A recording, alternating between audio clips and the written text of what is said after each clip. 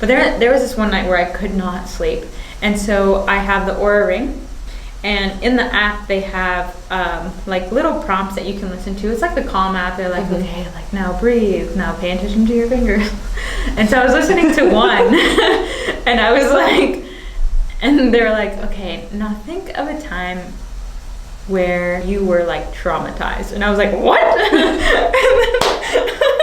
You're like, bro, I'm wide awake.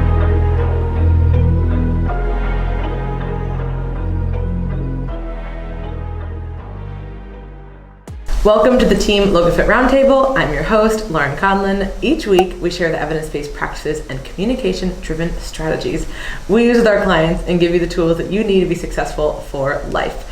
This week, I'm joined again by Coach Karina, and we're dedicating an entire episode to sleep.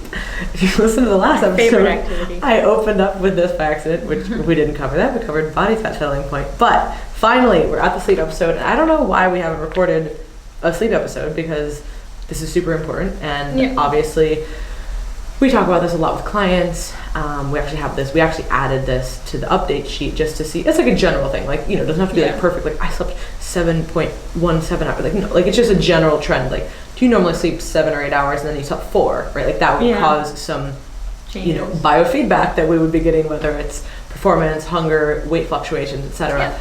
So today we wanted to talk about kind of how we use sleep, or how we recommend sleep based on some things that we see in our coaching practice, and then also just kind of best sleep strategies and practices, because so many people just don't know, and they'll be like, oh, I'm really struggling to sleep, and I'm like, tell me a little bit about this, and I'm like, whoa, this is trash.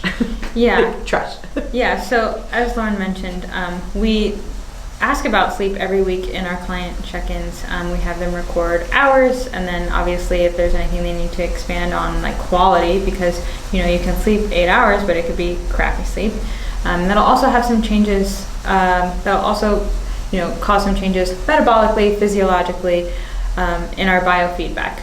So I think it'd be good to first talk about how sleep impacts hunger and appetite. And even food choice as well. So typically when people are sleep deprived, they often crave more like salty, sugary, fatty foods, and it's really hard to satiate them, and they're just a lot hungrier, because when we're sleep deprived, we don't have as much circulating leptin, the hormone that makes us feel nice and full, and we have much more ghrelin, the hormone that says, hey, I'm hungry. Even if we don't need it, it'll put us well above our maintenance intake. And so I see this all the time, when someone says, on this day, for whatever reason, I was starving, I was super hungry, like I could never get full enough, and I was just craving all these snacks all day, but they slept 4 hours the night before.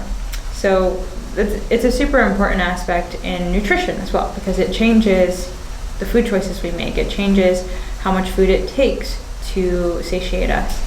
And think about if you're not on top of your food intake, right? If you're not tracking, or you're not cognizant, whether it's macros, habits, whatever it is, just checking in with the coach. If you're not doing that, think about how often this is happening, right? Like maybe every few nights you have a really shitty night of sleep, which then causes you to have all these cravings, to then go for these less quality foods, to have maybe too much caffeine. And we're not against caffeine at all, but abusing it, right? And then that leads to you probably feeling like shit, maybe not exercising, and then having another poor night's sleep. Like, it just kind of like the cyclical thing.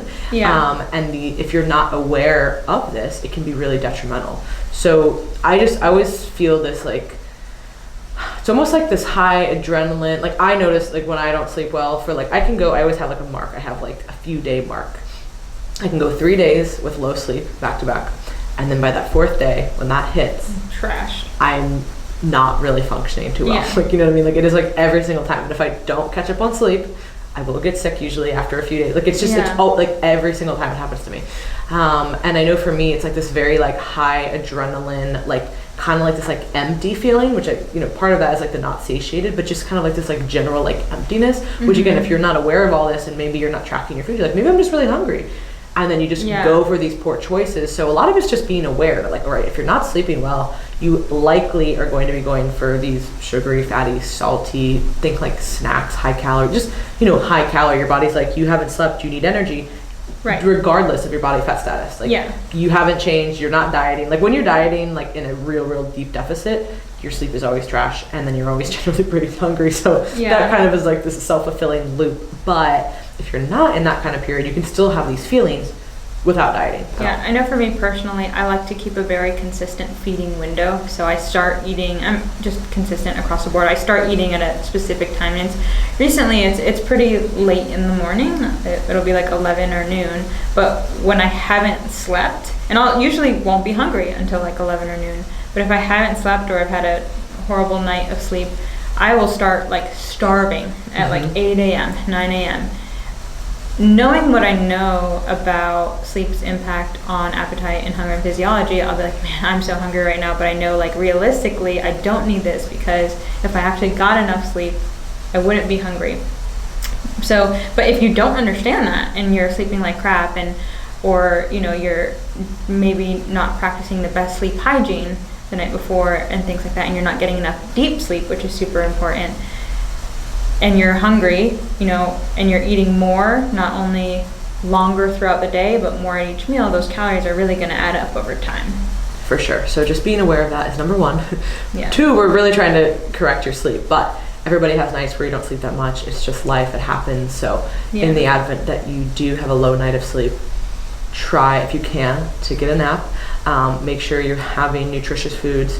And we're not saying don't ever have snacky food, you know what I mean, but keep it within reason and understand what's going on.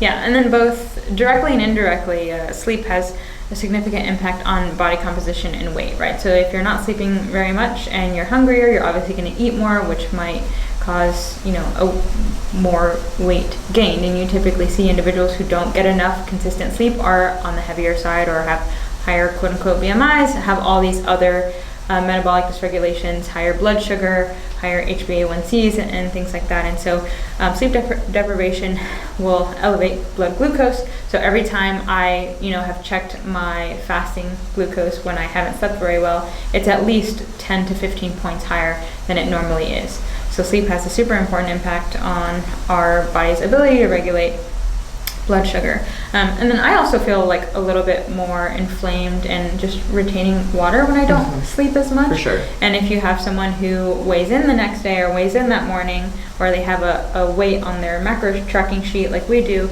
that's highest, it's typically because the night before we say, oh, you only slept 4 hours that night, that's why your weight is a little bit higher this next day.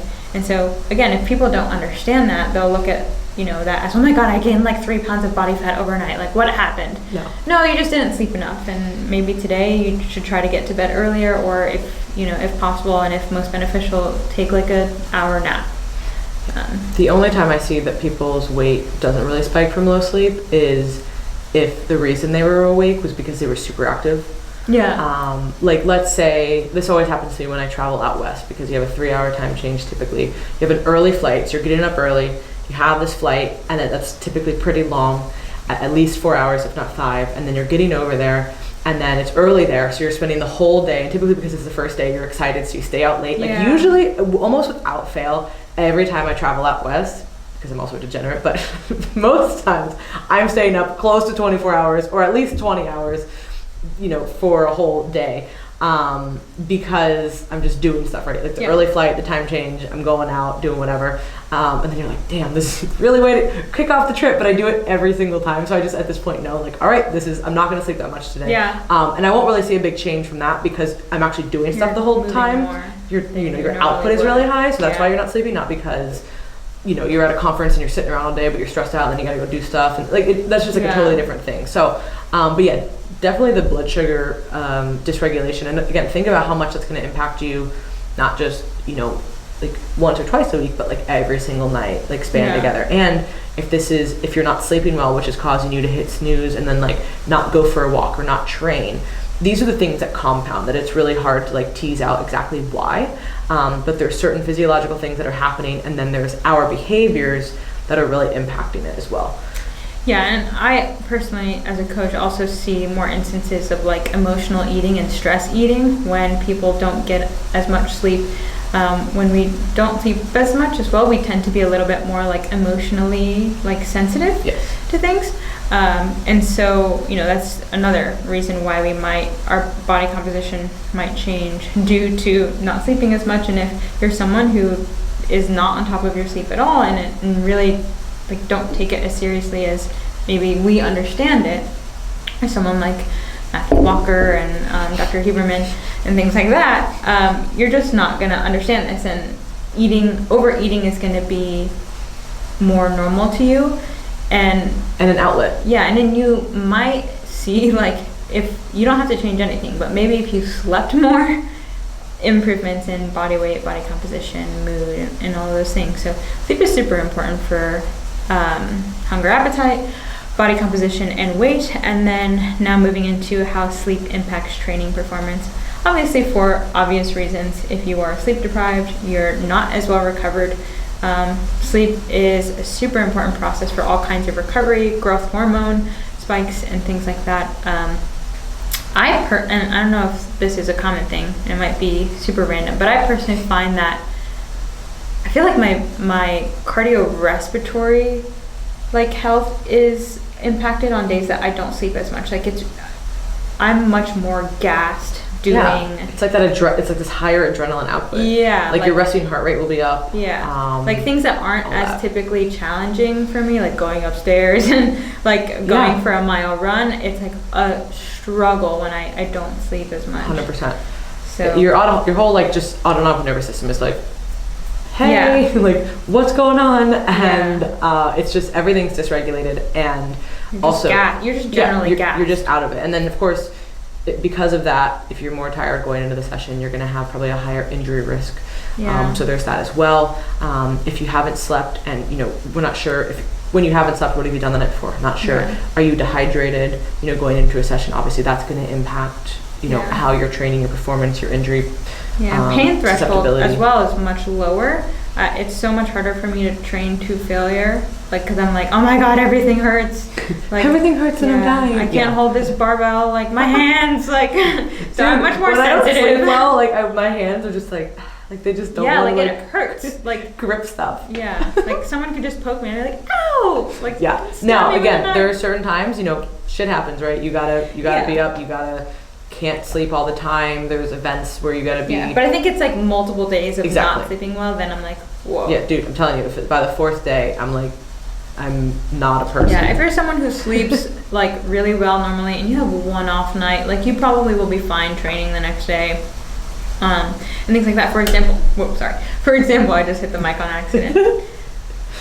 I always get worried a little bit for clients who are prepping and for myself, because sleep is such an important factor in making sure we're not bloated, retaining water. But the night before show day, it's really hard, at least for me, and a lot of clients, I'm so nervous, I'm so excited, I can't sleep. Yeah. And so it's I just try to be as calm as possible, because you need to sleep. Lay there and deep breathe. Yeah, that used to happen to me more when I first started competing. By the end You're of just me competing, I was oh shit, I'm so tired. I'm so tired. I would now out. And part of it too was just the experience of, okay, travel day, get to the hotel, now you're all right, I'm tired, I'm here, I have arrived. I don't know, I got way more used to that the more that I did it. I think when you're first competing, it's that anticipatory anxiety. Yeah. It's when you have a flight at 6 a.m. and you're waking up at 2 a.m. I was just gonna say, there are so many days when I wake up where I'm I don't want to get out of bed.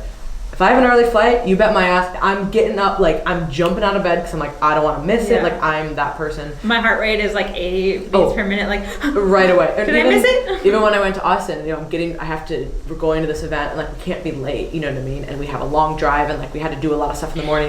Gotta shower, gotta get ready, gotta make food, all this stuff. I was up before my alarm and I was not sleeping. I was sleeping 5 hours, but I'm up before my alarm. Yeah, and you're sleeping a lot lighter throughout the night too. Yeah, because you know, oh god.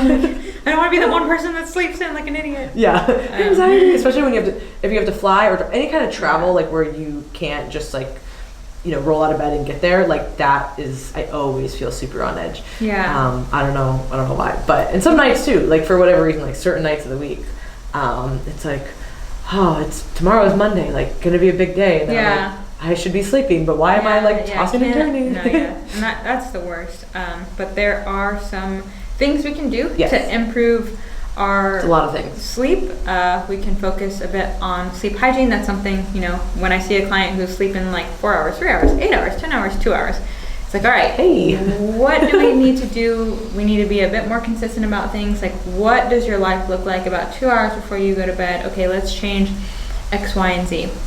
Well, one thing first before we go into like the nitty gritty details. Yeah. Almost every like sleep scientist and, you know, neuroscientists, everybody who studies the brain and sleep pretty much say something similar. You should try your hardest to have a consistent sleep and wake cycle. Even on your days off. Yes. For whatever reason, it doesn't matter about like the time or like the hours. They really, really recommend, and especially they recommend waking up around the same time. And I know this is hard because there's certain days where I'm like, fuck you and your sleep science. Like if I'm really tired and I've been traveling, like I'm sleeping in. Like, you know, and sometimes you have to do that, right? Yeah. But catch up on sleep. Yes, on a consistent basis, as much as you can. I would say like within an hour or so of each other, try, you know, to go to bed within a certain time frame. And I'm really guilty of this because there's some nights I go to bed very early, or some nights I go to bed very late, just the way that my schedule works. But, you know, I have noticed when I have a larger variation of times that I do feel worse. And I could be sleeping the same amount of hours, but I feel worse when I changed all the time. So just as like an overarching theme, one of the best things that you can try to do is keep it within a similar schedule. And this is really hard for people who work night shift, and I have certain clients who do that. It's really challenging, obviously. It's a whole different ballgame. Because you're like, you know, hey, I want to have like sort of a normal life, but at the same time, it's like, all right, let's try to keep things sort of similar. You know, you don't need to stay up the whole night. I don't need you to do that when you're not working. You know what I mean? But you don't need to be going to bed at 9 o'clock either, and then working until 6 a.m. Like that's not like a good balance. No. So overarching theme, try to keep it. Consistency is key. Yeah. Try to go to bed at the same time. Try to wake up around the same time. So let me ask you about your wind down bedtime routine. What does that look like? Oh, well, on a good day. I'm like, Lauren at her healthiest. What does a good I'm like, well, that doesn't exist anymore because I train at night now. But I would say that pre-jujitsu, or on non-jujitsu days, I try to, you know, I typically will do a walk as like the sun is going down, which we can go over like light in a little bit. So try to get that in, right? So that's good to go. I try to not eat too late because I notice that eating late affects me negatively. Trying to be off of screens, which is the hardest one, right? It's really, really hard, but it can really hinder you as far as like just like not just the light is part of it, but it's also the mental stimulation. So I'm trying to like be off of that, trying to like read something ideally. If I can't, it can be hard for me to read at night if I've like done stuff all day, then I'm just like, I'm brain dead, like this isn't happening, you know, which is usually why when you're tired you go to something that's easy and mindless, like listening to something or watching a show or like scrolling Instagram. That's why you go to that, because you're tired, but it actually makes you like more wired in a sense.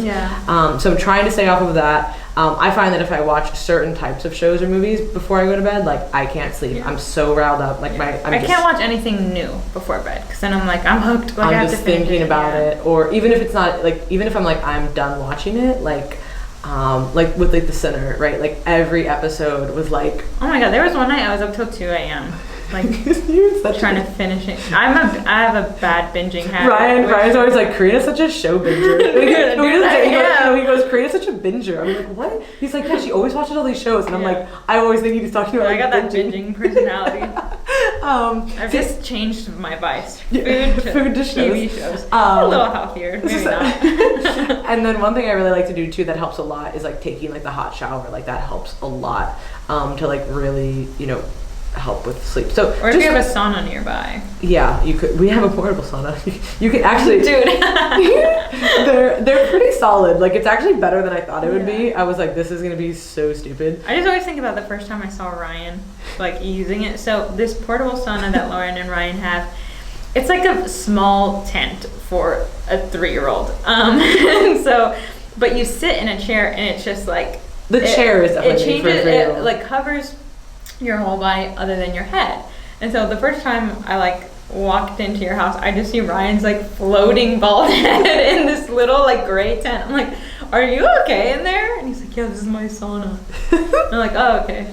And I was like, this is so stupid. No, but I tried it and it's pretty good. It actually is really hot, and like he'll like obviously put it, like if we're gonna watch something, like put it in front of the TV and have it on there, and it's just there are a lot of really good benefits with sauna for like just different things, but especially with the heat exposure. So if you have a sauna, or you can take a hot bath if you like baths. Karina won't do that, but jacuzzi. No, dude. Karina's like a whole. Karina likes to binge TV shows, but will not take a hot bath. Okay, I'm like team bath. I just don't do them that much. I feel like so many people can relate to binge watching TV shows. You make it sound like a weird. No, I know that, but like it's very weird that you are like creeped out by bathtubs. I'm not saying like I don't go to like public places. It just feels and, like weird, like sitting in dirty water. You shower, like you're not dirty. I'm not like. You shower before you take a bath? Usually. Okay, well I didn't know that. And after. I thought people like just jump into you like can't. I mean, water. Well, it also depends on like what was it like. I usually shower at least twice a day, sometimes 3. Yeah. So like, but no, I like, shower. It just, anyways. I don't know, man. Okay. Hot baths are great, but that is a good way. Or if you have a jacuzzi. Or see that sounds grosser to me. The water's never really like, where's that water coming from? I'm covered, like you know what I'm talking about. Like, we'll talk about this later. Anyway, this is a deeper issue, but or just take a hot shower. Everybody has access to a hot shower, so we can do that. So yeah, I would say honestly, my wind down routine is really just trying to like mentally like decompress, have the lights lower, have done all the certain things earlier in the day to like get me there that we're gonna talk about, like not pounding caffeine super late. Not. Why are you laughing? No, I'm thinking of a story that I wanted to tell you in a second. Okay. For like cool. a time I tried to wind down and it didn't work. Okay. Cool story, bro. And then as far as like supplementation or whatever, I do typically take CBD before bed. I've been using Cured's products for 4+ years, or actually it's coming up on 4 years. They've been around. That's crazy, right? But they have, especially now, they have this really awesome product. It's a CBD/CBN product, and CBN is a type of it's one of the cannabinoids that helps with they call it sedative. Like, so it has like that more sedative property to help you with sleep. Yeah. And I love taking that. So if I take that early enough, like if I've gone and trained, I usually don't do that because then I'm like there's a shorter window of time. Like it's just I'm just taking it too late and I need to like get up in the morning. But if I take it a little bit earlier, that kind of helps me wind down, and then it helps me get into sleep. So there's just a few different things that I like doing. But on nights that I train, because I'm training pretty late and getting home late, and you're like have all those fluorescent lights in the gym. Yeah, it's just for anybody listening, I typically will end up training sometimes until like be in the gym until like 10:30, 11. Like we're just part of it's training, part of it's just us, then we end up talking and whatever, you know what I mean? So there's like a lot involved with like why I'm there like later, and just in general our class is later and our role and whatever. So I'm training like full force, like hot, sweating, like heart rate is up, lights are super bright, so not really the best situation pre-bed, but I try to do my best when I get back to really try not to get on my phone. Sometimes I do, you're just like, because then there's some nights where I'm super tired driving home, and there's some nights I'm fucking wide awake, like I'm ready to go, like I'm like I can shower and go do something right now, you know what I mean? So those nights I'm trying like, okay, try to stay off everything, like take a really, really hot shower, just like wash my hair, do what I need to. If I need to like have a snack, I will. But I'm trying to like minimize like turning all the lights on. Like I try to keep everything like dim, but it's hard, and so that's where I say like my sleep schedule is like all over the place. Yeah, so I try to do the same things around like 2 hours before bed. I do my best, and it's really hard to just not be on my computer anymore. It's hard when you like work from home or have jobs like this. It's like, man, I always just want to be working, or I'm always thinking about work. So I have to like really put a limit on, okay, I am shutting this computer down at this time, and I'm going to do my best not to get back on it. And then also like I like to take a hot shower before bed. Just quick explanation on the physiology behind that. Yeah, let's talk about like the heat. Yeah, so temperature in general, obviously it's much easier to fall asleep when it's in a colder room than when you are just super hot, and that's because in order for melatonin production to begin, your body has to be at a specific lowered core temperature. So when you take a super hot shower at night, your body then works really hard to cool down when you get out of that shower. So it seems like counterintuitive almost. You're like, why wouldn't I just take a cold shower? Yeah. Then your body has to try to like cool yourself down, and so that then helps with cooling down. Obviously, making sure that you're not freaking ramping the heat at night, unless you live in like the Arctic. But which then you might and you want you and don't want to be in pain that you're so cold. The same thing too in the morning is you can take a colder shower to wake you up, and then that will help you wake up. So you can utilize it both ways. Yeah. But yeah, room temperature is important, and everybody's temperature is different with like what they like. You know, there's some people who are like literal polar bears. Yeah. And some people want more, like can sleep a lot warmer. Yeah. So it's gonna. Some people are like space heaters. Like I know, like a lot of couples will talk about like my wife is so hot or my husband is so hot. Like we, just like really hot sleeping next to them. But yeah, I also try to read to try to calm myself down. And this is what I was thinking about. So there was one night, because I'm reading How to Do the Work by Dr. Nicole LaPera, the holistic psychologist. And it actually helps me calm down. But there was this one night where I could not sleep. And so I have the Oura ring. And in the app, they have like little prompts that you can listen to. It's like the Calm app. They're like, okay, like now breathe, now pay attention to your fingers. And so I was listening to one, and I was like, and they're like, okay, now think of a time where, what was it? Think of a time. It was something along the lines of, think of a time where you were like traumatized. And I was like, what? You're like, bro, I'm wide awake. And I just start crying, and I'm like, this is awful. And I'm like, I didn't sleep for like 2 more hours. I was just like so depressed. What was it? I think the question was now think of a time that you were in like so much pain or that you were struggling or something like that. And I was That's like the worst. Why would you ask me this? Sleep prompt ever. What the fuck? It was super calming, but then I got so depressed. And I was like, you go into like depression coma for like 2 days. So they have other prompts on there, but I'm not listening to that one again because that was like flashbacks. Use that one. There is the Reverie app. So it's like this Scott out in Stanford, he does a lot of research with hypnosis, like actual hypnosis, not like, oh, you're hypnotized, like walk forward. Like it's like actual hypnosis, and there's a lot of good research behind it, and they actually made a legitimate app for it. So it's called Reverie, Reveri. And when Huberman was first talking about it, it wasn't an app. It was like you had to like hook it up to like Alexa and like all this, like it just wasn't very like user friendly. And then I went and checked on it again, and it's like a literal app. Nice. So they do have different prompts. Like, are you smoking? Like the smoking cessation one is like really, really like well studied. Obviously, everybody has probably heard of that at this point. Like getting hypnotized for smoking. But outside of that, there's ones for like obviously anxiety or sleep and whatever. So there are a few. I think there's like an actual sleep prompt. Like, do you want to sleep better?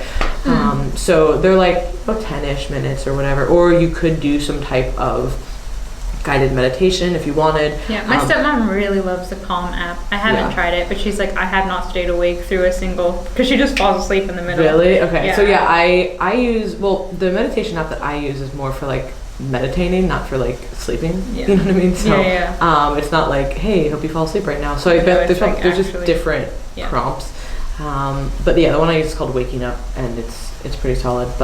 Or you can just do like deep breaths on your own. Like there's just different ways that you can like relax on your own. Or you can even go on YouTube and just type in like yoga nidra and SDR, stuff that Huberman talks about. I've done or that just rain sounds. If you're like your mind is going, I find that if my mind is like really going, it helps for me to like hear something like light. And rain seems to be like one of the, like thunderstorm, whatever the fuck, like night sounds on like Spotify, like it's like a 10-hour playlist like that seems to help. So there's a lot of different ways. And then I also want to talk about just like food before bed, and how you briefly touched on like eating too late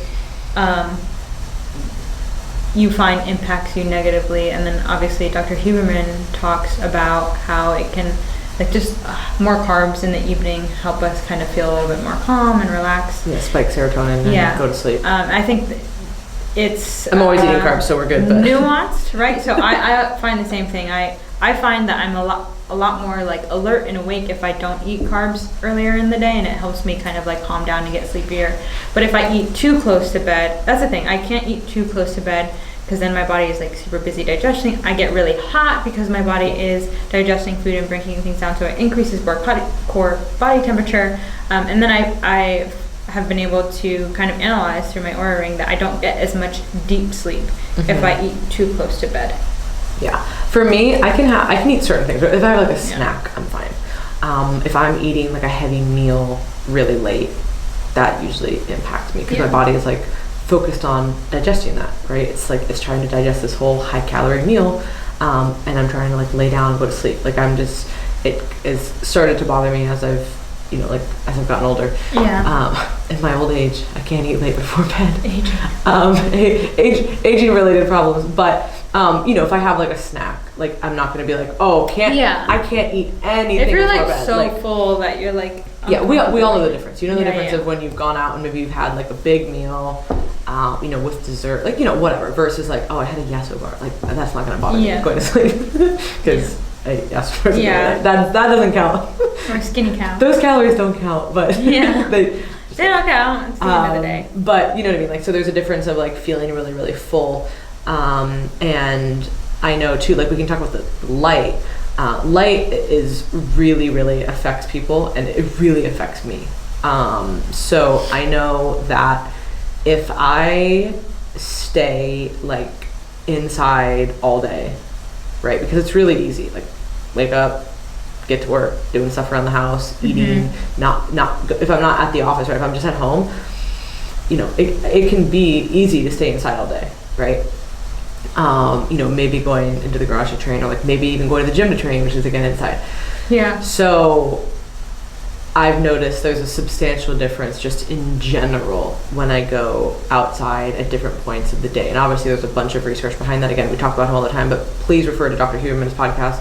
He's incredibly intelligent and like lays all of this out for everybody to understand. But light really impacts our circadian rhythm, which of course is going to impact our sleep, but it also impacts our mood and our focus. And I know for sure, like I just feel very like scattered and disoriented when I'm like, because basically your body's like, what time is it? Like we've all been places, right, where it's like if you've ever been to Vegas and everything's super bright and they're literally like pumping oxygen like into the casinos, but like you can be at a bar all night and you're like, holy fuck, it's 4 a.m. or even, let's not even say Vegas. Like it can be anywhere. Like you're out for a long time, having a good time, and like everything's just kind of like moving, you're talking or whatever, and you're like, how is it this late? Like you're just awake, right? So it's really, really easy to like be pushed to that more like awake state. It's a lot harder to go into that like sleep state. So you really have to alter your environment in order to do that. Yeah, I find that my mood, alertness, ability to focus for longer is much better when I go for like a 20-minute walk in the morning, like around 7 a.m. when the 100%. Sun is like just now peeking out. And that has really helped. And so timing of light exposure, we definitely want like the bright blue lights in the morning, and then obviously as the day goes on, it gets later. I like to do an evening walk sometime around dinner, kind of get an eye or a sight of sunset to kind of tell my body, okay, like it's time to start relaxing. And then I have blue blockers that I wear at night, or I'll change the settings on my screen to be more red in the evenings, and that will really help as well. But I also wanted to talk about alcohol. I just thought about this a little while ago. You just looked at me. You're like, I want to talk about alcohol. Our alcohol pro, the expert. Yeah, but so a little bit ago, I'll be on and off with like wine consumption in the evening, and there was a point where I was having like wine pretty regularly at night, and I found that this is really helping me fall asleep. Like this is fine. You wake up at like 2 a.m. hot. Yeah, so I'll get really warm, and so I think a lot of people think that having alcohol in the evenings can help them go to sleep, but it's not improving restfulness. It's simply sedating your cortex, as alcohol does, which isn't going to be the same as letting your body fall asleep, do the restorative things it needs to. And then it's very well known that alcohol before bed, you can sleep, but it'll only be light sleep. You don't get into those deep, sleeps. It really disrupts REM sleep. Yeah. Specifically. And a big part of that is the rise in core body temperature as well. But I would say that, as always with everything, it's like the dose, right? So everybody's going to have a different dose that works for them. And even me, somebody who drinks fairly regularly, particularly wine, I don't notice a difference up to it's like a threshold effect, just like the food, right? Like I can have some food before bed, not too much. I can have some wine or just some drinks before bed, not too much. And I know for me, like if I have like more than 2 glasses or something, like, right, like that's when I kind of start to tip into either I need to be awake and like doing something, right? Like if I'm going out and I'm drinking, I'm just like hanging out and I'm active, or I'm just kind of stopping myself at a certain point. Like if I'm just like at home, like having wine, which typically I wouldn't really have more than that. Like on just like a normal night, just like, you know, having a glass or 2 of wine. But there is a substantial difference for even me. Like when I go from just that small amount and I tip over. And for me, I mean, it's very obvious. Like it's not just like I can look at all the data on here, but I can just feel it. Like my heart rate is higher. If I do wake up, I'm very hot. And I'm just like, I just get hot anyway, you know, but like that, it really substantially goes up. And you just don't really feel very rested. And it also impacts like how, like you feel tired, but you can't really sleep in super late. And it's just kind of like, no matter when you go to bed, you're kind of like, oh, I just gotta get up. So there is a level, you know, if you have a lot of drinks, like it's gonna impact you. But if you have a little bit, and again, that amount is different. Some people metabolize alcohol different than others. So if you want to have a glass of wine, I think you're okay, right? You have a bottle, that's probably different. Like, so it's just going to depend. And again, some nights it's like, some nights do I stay up late and do I do all the shit that we talk about not doing? You know, obviously, right? Like, you know what I mean? All it's not the time.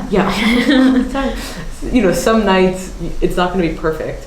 But these are just like the general rules that like if you want to improve your sleep or you're really struggling in this area, these are some things to consider. And yeah, alcohol is definitely a part of that equation, but it can be managed, and it just has to be managed in a certain way, just like food. Yeah, definitely.